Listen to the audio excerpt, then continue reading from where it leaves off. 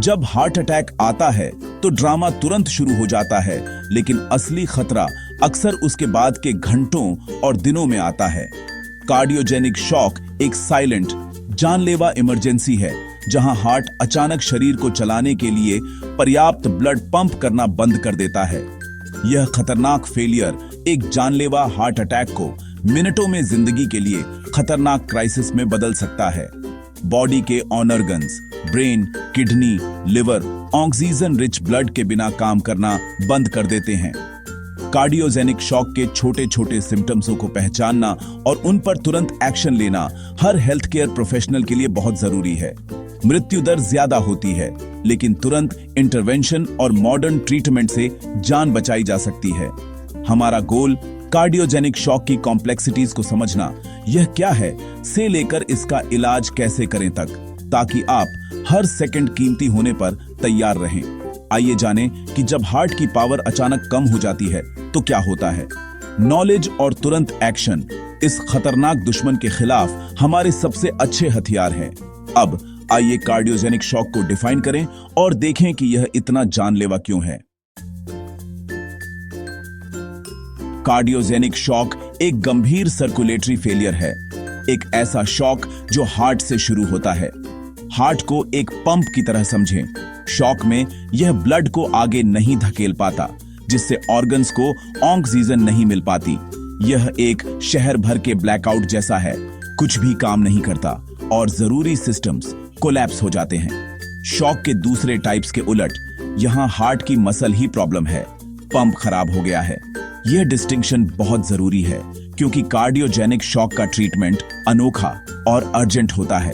गिरावट का सिलसिला, लो ब्लड प्रेशर से हार्ट को कम ब्लड मिलता है, जो उसे और कमजोर कर देता है, जिससे ब्लड प्रेशर और कम हो जाता है। यह खतरनाक साइकिल ही कार्डियोजेनिक शॉक को इतना जानलेवा और ठीक करना मुश्किल बनाती है। फेल होते हुए पंप को जल्दी पहचानना जान बचाने का पहला कदम है।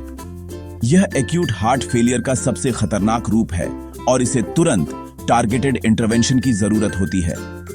आइए देखें कि इस खतरनाक ब्रेकडाउन का क्या कारण है। सोर्स को समझना इफेक्टिव ट्रीटमेंट के लिए बहुत जरूरी है। इसका सबसे आम कारण एक बड़ा हार्ट अटैक है।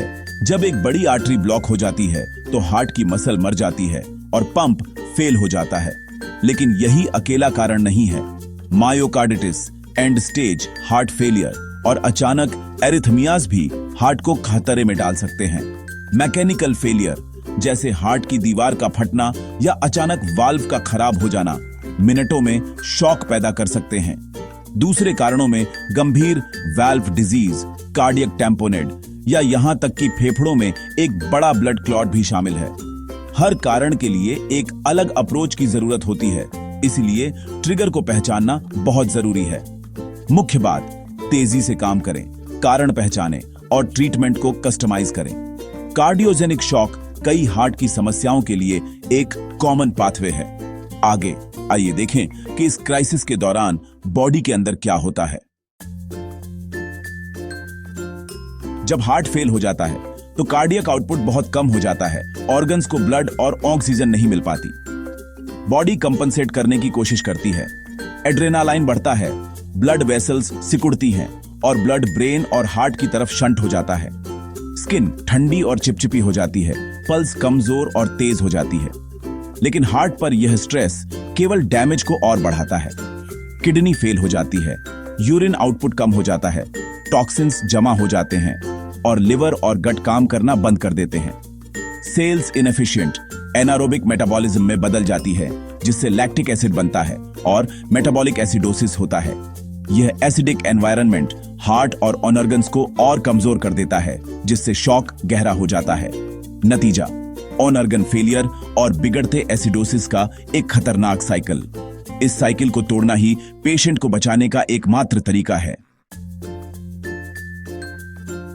लक्षण गंभीर होते हैं, गंभीर लो ब्लड प्रेशर, तेज कमजोर पल्स और ठंडी चिपचिपी स्किन। मोटी या नीली स्किन देखें, खासकर होठों और एक्सट्रीमिटीज पर। खराब ऑक्सीजन डिलीवरी के साफ संकेत। कंफ्यूजन या सुस्ती यह बताती है कि ब्रेन को पर्याप्त ब्लड नहीं मिल रहा है। सांस फूलना और फेफड़ों में क्रैकल्स हार्ट फेलियर से फ्लूइड ओवरलोड की ओर इशारा करते हैं। सबसे जरूरी बात, यूरिन आउटपुट तेजी से कम हो जाता है। प्रति घंटे 30 मिलीलीटर से कम एक रेड फ्लैग है। ये लक्षण मिलकर मल्टी ऑर्गन क्राइसिस की तस्वीर पेश करते हैं। तुरंत पहचानना बहुत जरूरी है, देरी जानलेवा हो सकती है। इस गिरावट को उलटने में हर मिनट मायने रखता है।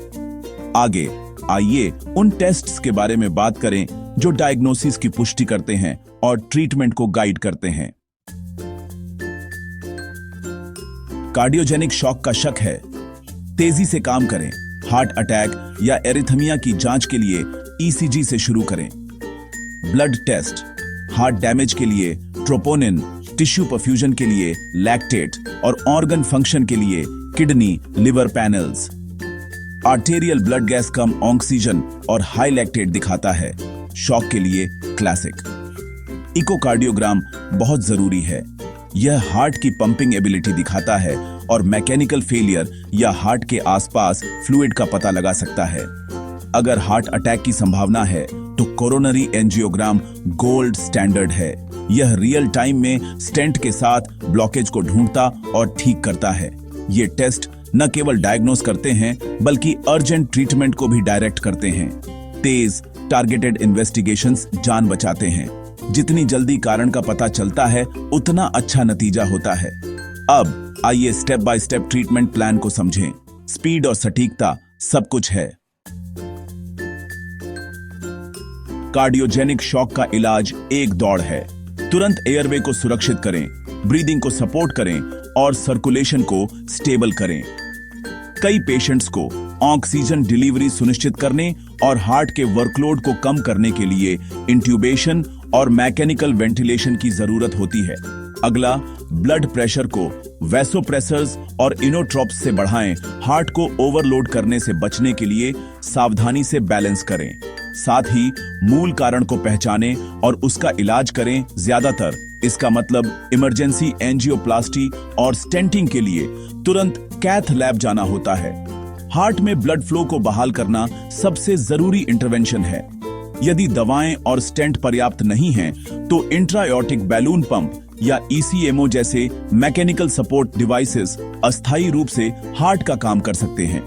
हर मिनट मायने रखता है। जो समय खोया वह हार्ट की मसल खोई। ट्रीटमेंट प्लान आक्रामक, कोऑर्डिनेटेड और लगातार रीअसेस किया जाता है। जल्दी इंटरवेंशन सर्वाइवल और ट्रेजेडी के बीच का अंतर है। आइए देखें कि इन मामलों में लगातार मॉनिटरिंग क्यों जरूरी है। कार्डियोजेनिक शॉक को मैनेज करने के लिए आईसीयू में लगातार मॉनिटरिंग की जरूरत होती है। Continuous ECG, invasive blood pressure और पल्स ऑक्सीमेट्री रियल टाइम में हार्ट और ऑक्सीजन लेवल्स को ट्रैक करते हैं। सेंट्रल लाइंस और कभी-कभी pulmonary artery catheters heart function पर डिटेल डेटा प्रदान करते हैं और थेरेपी को गाइड करते हैं। हर घंटे यूरिन आउटपुट और बार-बार ब्लड टेस्ट ऑर्गन परफ्यूजन और ट्रीटमेंट के प्रति रिस्पॉन्स को मॉनिटर करते हैं। नर्सेस फ्रंटलाइन पर होती है, छोटे-छोटे बदलावों को पहचानती हैं, दवाओं को एडजस्ट करती हैं और टीम को नए खतरों के बारे में अलर्ट करती है। यह लगातार निगरानी समस्याओं के अपरिवर्तनीय होने से पहले तेजी से इंटरवेंशन की अनुमति देती है। टीम वर्क और कम्युनिकेशन सर्वाइवल के लिए बहुत जरूरी है। पेशेंट की स्थिति सेकंडों में बदल सकती है। हर डिटेल मायने रखती है। इंटेंसिव मॉनिटरिंग सफल शॉक मैनेजमेंट की रीढ़ है। अब आइए हर हेल्थ केयर प्रोवाइडर के लिए मुख्य बातों के साथ समाप्त करें। कार्डियोजेनिक शॉक मेडिसिन की सबसे बड़ी इमरजेंसी में से एक है एक फेल होता हार्ट, समय के खिलाफ एक दौड़। सिम्टम्सों को पहचानें, लो ब्लड प्रेशर, तेज पल्स, ठंडी स्किन, कंफ्यूजन। तेजी से काम करें, बिना देरी के स्टेबल करें, इन्वेस्टिगेट करें और अंतर्निहित कारण का इलाज करें।